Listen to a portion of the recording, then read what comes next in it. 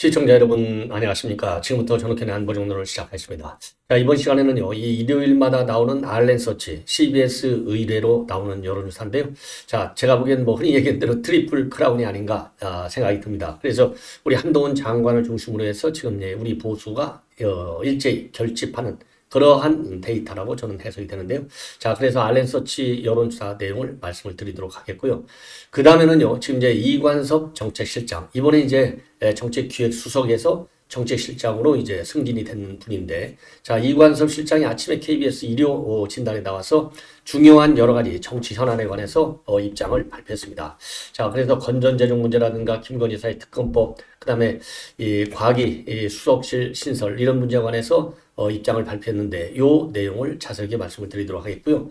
그 다음에는요, 지금 이제 이 주간 동아에서 지금 보도하고 있는 내용인데, 그야말로 이제 차기 대권 주자로 일컬어지는 이 한동훈 장관, 그 다음에 이재명이, 그 다음에 이낙연이, 그리고 또 원희룡, 이준석 이런 사람들에 대한 신년 운세를 보도하고 있는데요. 문제는 이게 뭐 그런 이제 운세를 보시는 이제 철학자들도 많이 있지 않습니까? 그러니까 휴먼 이 뭐라고 그러나요? 소스라고 하나요? 철학자들을 통해서 들은 게 아니라 네이버에 나와 있는 신년 운세 이거를 찾아봤어요. 자, 그러니까 이게 요즘 뭐 AI가 유행하는데요. 그러니까 이제 모든 자료를 전부 다 모아서 내놓은 것이 아닌가 하는 생각에서 말씀을 좀 소개해드리면 감을 좀 잡을 것 같아요. 이 운세학적으로. 그런데 이번 이제 여러분들 아시다시피 철학자들이 보는 그런 운세와는 조금 다르다. 예, 기계가 정리하는 것이라는 측면에서 볼 수 있는데 상당히 의미하는 바가 좀 있는 것 같아요. 이재명이 이거 영창 갈 가능성을 시사하는 대목도 있는 것 같고, 그리고 이낙연은 신당 창당 가능성이 상당히 큰 것이고 보이고요. 이준석이는 이대로 가면 이제 망하는 것 같이 보이고, 그리고 한동훈 장관의 경우에는 큰 기회를 잡을 수 있는데 조금 어려움이 있을 수 있다. 예, 이러한 해석이 되는 그런 이 운세 전망을 내놓고 있습니다. 그리고 이제 민주당에서요, 이 문재인 정권의 총리 3명, 저놈 이 사람들 좀 화끈하게 좀 했으면 좋겠어요. 딱 뭉쳐가지고 이재명이 쫓아내는 것이 넘버원 프라이어리티 넘버원 아니겠습니까? 지금 이 세상 대한민국에서요, 이재명 영창에 집어넣는 것만큼 더 시급한 게 어디가 있겠습니까? 지금 자기네들의 이 사람들도 또 정치인이니까 어쩔 수 없겠죠. 자기들의 정치적인 입지와 그리고 위상, 그 다음에 정치적인 이해관계를 더 우선시하는 것 아니냐. 그래서 전직 문재인 정권 형편없는 실패한 정권이지만은 그래도 명색이 총리라고 하면 그야말로 대한민국 제2인자지 않습니까? 그 정도까지 앉았으면 더 이상 바랄 게 뭐가 있어요. 국가와 국민을 위해서 봉사할 수 있는 길, 이거밖에 더 생각할 게 있나. 더 재지 말고, 답답해요. 우리가 승질이 좀 급해가지고, 화끈하게 딱 내일이라도 당장 만나가지고, 딱 이재명이 아웃시키자. 딱 총대 들면 될 거 아니에요. 뭐가 무서워서 이렇게 비실비실하고 있는지, 이 세 총리들 정신 똑바로 차리십시오. 국민의 명령이 두렵지 않냐? 이렇게 저는 지적을 하지 않을 수 없습니다. 자, 그래서 이러한 내용의 뉴스를 이번 시간에는 집중적으로 정리해 드리도록 하겠습니다. 자, 그러면은요. 이 CBS 노컷 뉴스가 알렌서치에 의뢰해서 조사한 내용인데요.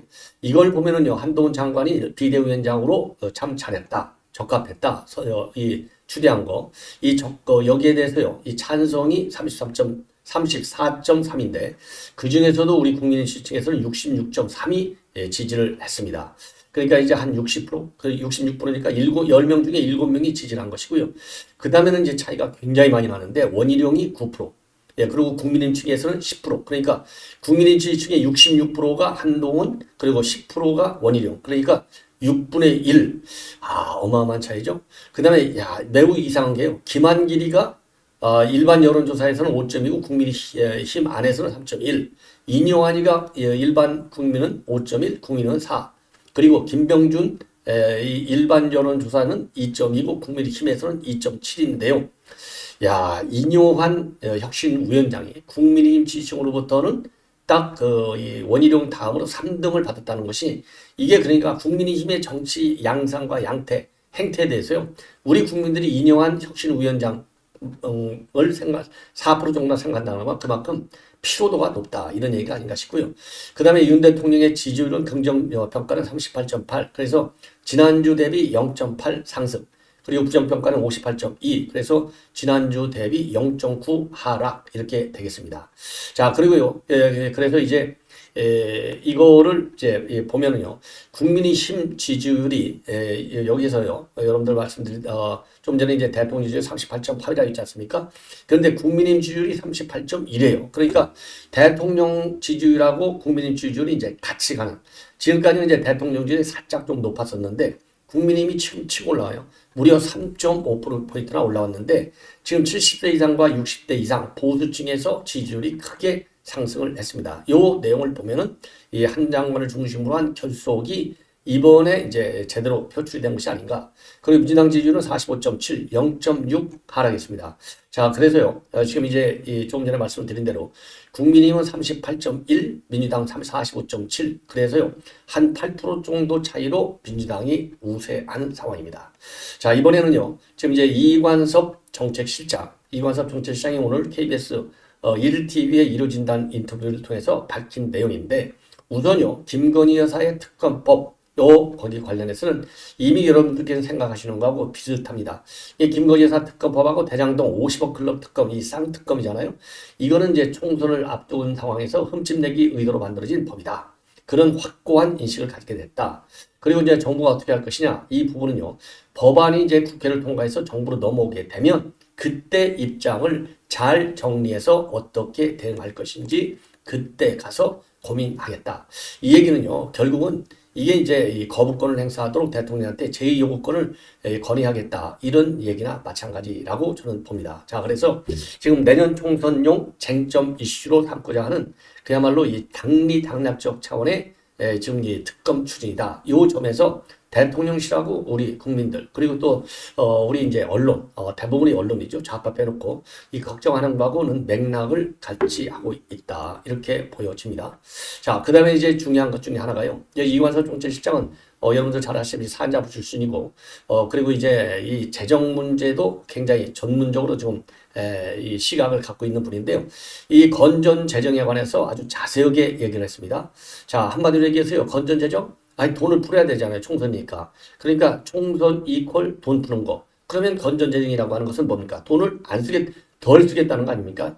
그러니까 그 세출을 줄이겠다는 거잖아요. 아니, 줄이겠다는 거니까 총선의 관점에서 본다면 이건 좀 어리석은 정책일 수 있다. 예, 이런 입장을 내놨어요. 그러나 지금 국가 부채가 천조에 달하기 때문에 이거는 그야말로 미래를 위해서라도 절대적으로 유지해야 된다. 예. 그래서 건전 기조 재정을 유지하게 되면 굉장히 국민들이 좀 일시적으로 어려움에 빠질 수 있는데 정부가 재정을 풀면 물가가 올라가고 물가가 오르면 기업 투자 심리가 위축되고 그리고 민간 소비가 줄어들어서 결과론적으로 국민 생활이 더 어려워지는 이런 악순환적 입장을 밝혔습니다.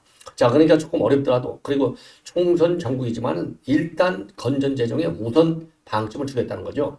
그리고 최근에 영국의 유력 경제 주간지인 이코노미스트가 이 한국의 경제 성적표를 갖다가 OECD 35개 국가 중에서 2위로 평가했지 않습니까? 저도 여러분께 이제 보도해드릴 바 있는데 작년에는요, 우리 한국이 똑같은 이코노미스트 평가에서 22위를 했는데 1년 만에 2위로 올라섰어요.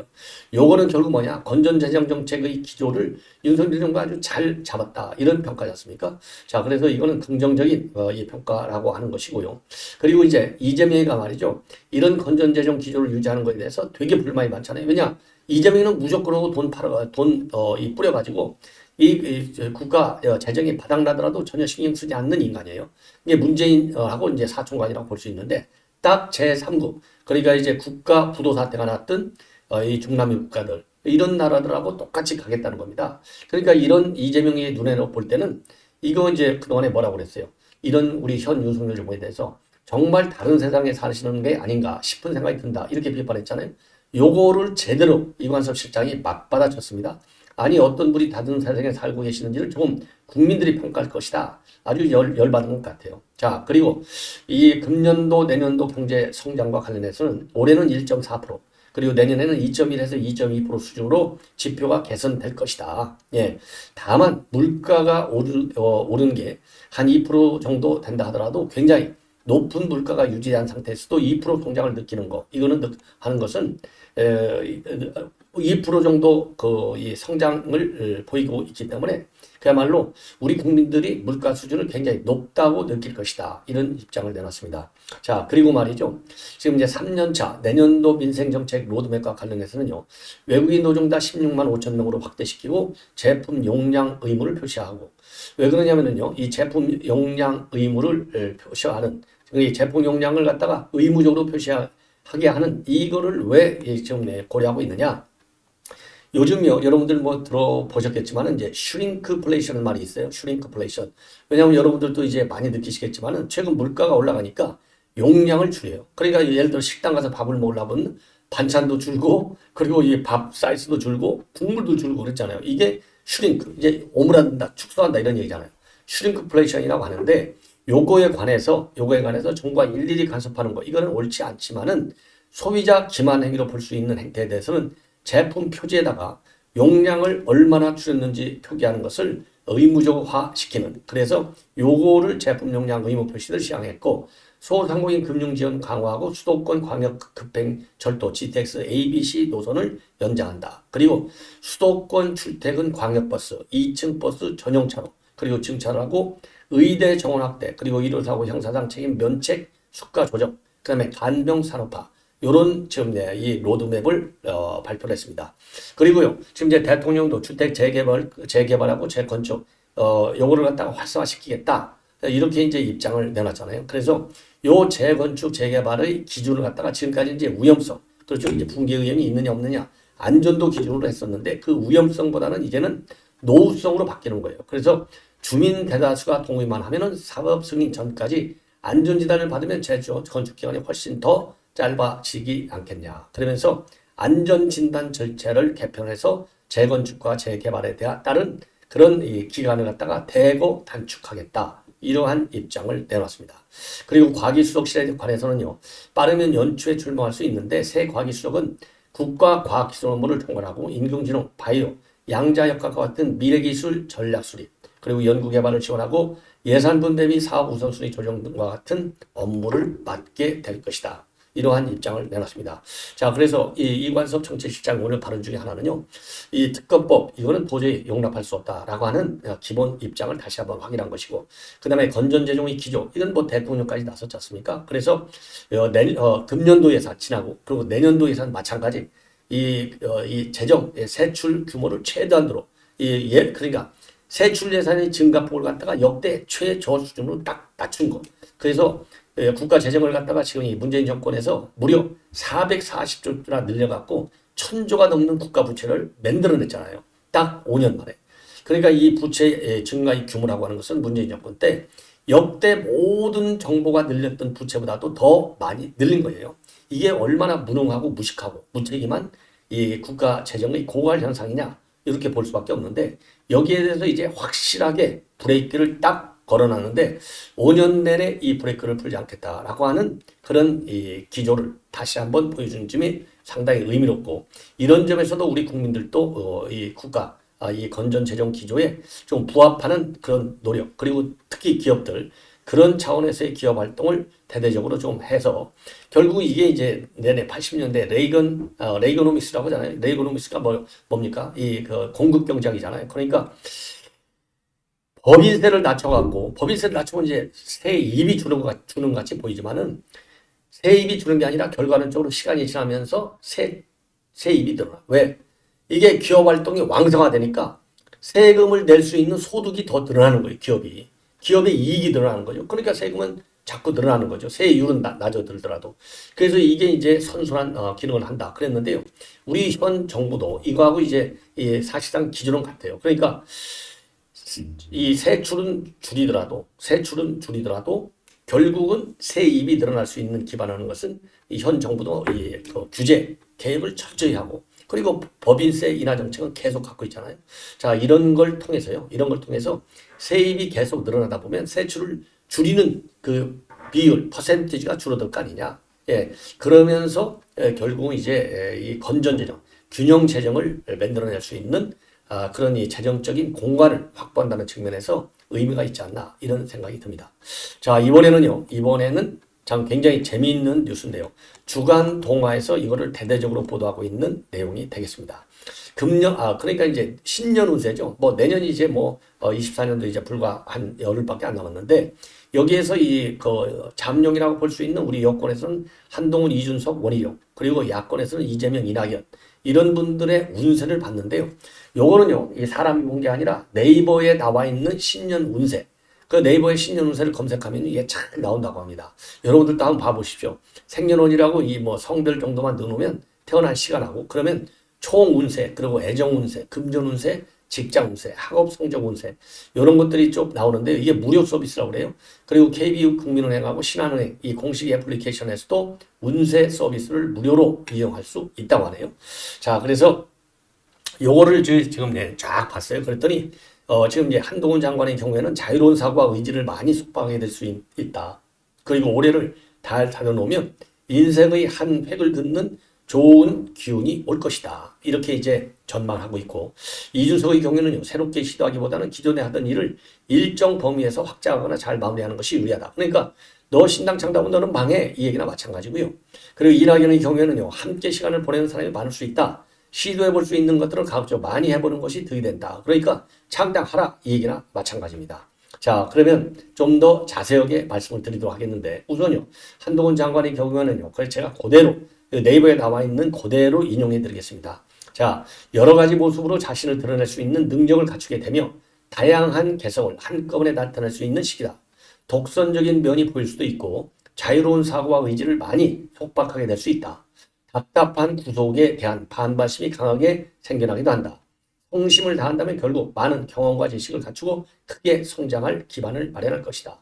올해를 잘 다져놓으면 곧 인생의 한 획을 긋는 좋은 기운이 기다리고 있으니 기대도 좋다.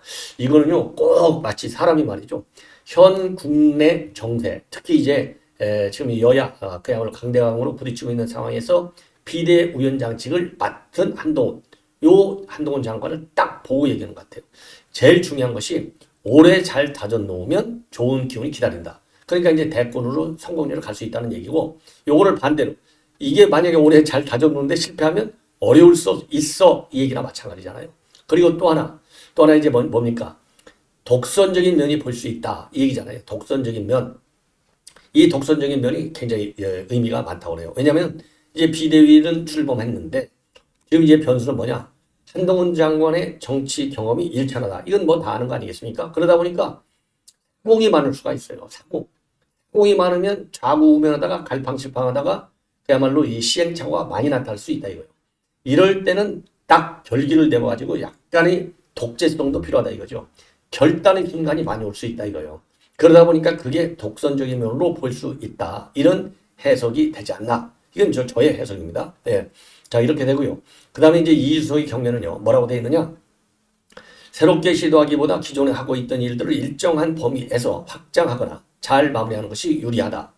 어지럽고, 그러니까 여기서는요, 확장하거나, 그러니까 기존에 하고 있던 일을 일정 범위 안에서 잘 마무리하는 게 유리하다. 그러니까 더 이상 일정 범위라는 게 더 넓히지 말라 이거예요. 어지럽고 무질서한 상황은 만들지 말고, 이게 이제 어지럽고 무질서한 상황이 뭐예요? 신당 창당이잖아요. 되도록 규칙적인 생활의 흐름을 이어나가는 것이 매우 중요하게 작용할 것이다. 여기서 되도록 규칙적 생활이라는 게 뭐예요? 시스템 안에서 정상적인, 그렇죠? 상식적인 행동을 하라. 이런 얘기나 마찬가지인 것 같고요. 한 해를 알차게 잘 닦아나간다면 곧 더 큰 성공의 기회를 맞이하는 순간이 올 것이다. 그러니까 알차게 닦아나간다면 조건이잖아요. 조건. 가정이잖아요. 근데 지금 이제 잘 닦아나가려고 하니까 지금 악수를 두고 있잖아요. 혹시라도 무엇인가를 크게 해야만 하는 불가피한 상황에 처하더라도 가급적 융통성을 발휘해서 피해 가야 한다. 이 얘기가 뭡니까? 신당 창당할 국면으로 왔다. 이렇게 판단하더라도 융통성을 발휘해서 피해 가라고 돼 있잖아요. 그러니까 창당하지 마. 이 얘기나 마찬가지예요. 이거 네이버 지금 저도 방송 끝나고 나서 한번 보겠습니다. 제 것도 한번 봐야 되겠어요. 그 다음에 원희룡 장관 이렇게 돼 있어요. 독특한 개성이 잘 드러나지 않겠지만 지혜롭고 차분한 장점 덕에 시간이 지날수록 빛을 볼 수 있는 시기다. 한 번의 도약으로 큰 상승을 이룰 수 있는 좋은 기회를 얻게 되는 시기이기도 하다. 마음속에 상상으로 그려왔던 일들을 현실에 반영시키게 될 것이다. 매우 강한 자신감이 생기게 될 텐데 때에 따라 거짓된 주변의 부추김에 자초될지 모르니 유의해라. 큰 운이 따르는 한 해가 될 것이니 이에 맞는 큰 준비를 하기 바란다. 이 얘기는요, 큰 운이 따른다. 그러니까 이제 본인의 꿈은 뭡니까? 지금 이제 원희룡 장관은 장관이 아니잖아요. 대통령 하는 거지 않습니까? 자, 그래서 이 얘기는 일단 대통령을 하려면 당연히 재권을 떠나면 정치판으로 돌아야 되잖아요. 요게 이제 큰 운이 따르는 해. 그러니까 개항을 나가면 이재명이 잡을 수 있다. 이런 얘기랑 마찬가지가 같아요. 그러니까 지금 이재명이가 도망가겠다는 것 아니겠습니까? 그 다음에 이재명에는 뭐라고 나오느냐? 평안과 안정을 누리며 여유로운 생활을 영위할 수 있는 좋은 운의 흐름에 놓이게 될 것이다. 아닌 것 같은데요. 이전까지 만끽하지 못했던 즐거움과 휴식의 시간을 많이 가지게 될 것이다. 국립대학교 가서 휴식하면 되겠죠. 본인 스스로 자신의 생활을 단단히 관리하기 위해 노력해야 된다. 이게 핵심인 것 같아요. 단단히 노력하라. 예, 본인 스스로. 예, 그리고 너무 운의 흐름만 믿고 맡기다가는 낭패를 볼 수도 있기 때문이다. 사람들을 만날 때마다 얼마나 진솔한 마음을 갖고 있는지 판단하는 습관을 배우게 될 것이고, 이는 사람을 보는 안목을 키우는 계기로 이어질 것이다. 여기서 이 사람들을 만날 때마다 얼마나 진솔한 마음을 갖고 있는지 판단하는 습관을 배우게 되라. 이게 그러니까 거짓말 그만하는 얘기예요. 예, 그러니까 여기 어디에도 대권과 관련해서 긍정적인 시그널이 하나도 안 나와 있어요. 영창 간다고 나온 거나 마찬가지잖아요. 예. 본인 스스로 자신의 생활을 단단히 관리 위해 노력해야 된다. 아, 영창 가니까 단단히 관리해야죠. 안 그러면 죽잖아요. 예. 그 다음에 이낙연, 제가 마지막입니다. 주변에 사람이 따르고 넉넉하고 여유로운 모습으로 보이게 된다. 많은 고민 상담이 들어오거나 당신과 함께 시간을 보내는 사람이 많을 수 있다. 생각으로만 갖고 있는 것에 대한 실현 중독이 강해질 것이고 시도해 볼 수 있는 것은 가급적 많이 해보는 것이 유리하다. 여기서요. 생각으로만 갖고 있는 것에 대한 실현 중독, 이게 장단이라 이거예요. 제가 그래서 이낙연한테 그러잖아요. 헐라면 똑바로 빨리 결단력을 보여라. 너무 좌고우면하지 말고 우유부단하지 말라. 이낙연의 최대 맹점이다 단점이 그거예요. 그 버릇을 고치지 못하는 한 저의 판단으로는 성공하기가 어렵다. 이렇게 봅니다. 사람들과 만남을 가졌을 때 소극적인 말투보다 자신의 능력을 충분히 어필하는 것이 득이 된다. 이목이 집중되거나 눈에 띄는 것으로 더 많은 기회를 얻게 될 것이다.